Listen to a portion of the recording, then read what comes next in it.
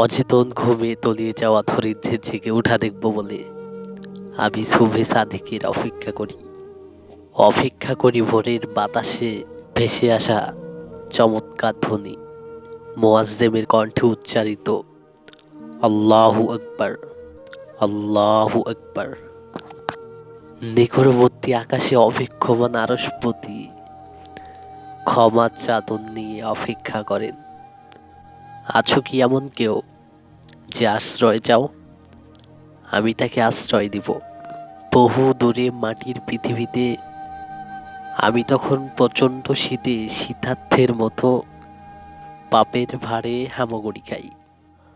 আমার ঠোঁট পড়ে গেছে মিথ্যা কথার পাপে, আমার হৃদয় পড়ে গেছে অনুতাপের তাপে, আমার পা আটকে গিয়েছে বাড়িয়ে রাখা বিপদে।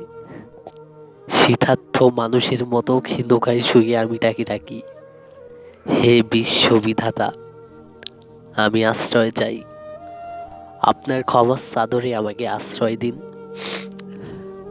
তুমি আকাশ থেকে বর্ষণ করো রহমতে ক্ষমার ফুল্লধারা, রহমতের চাদর।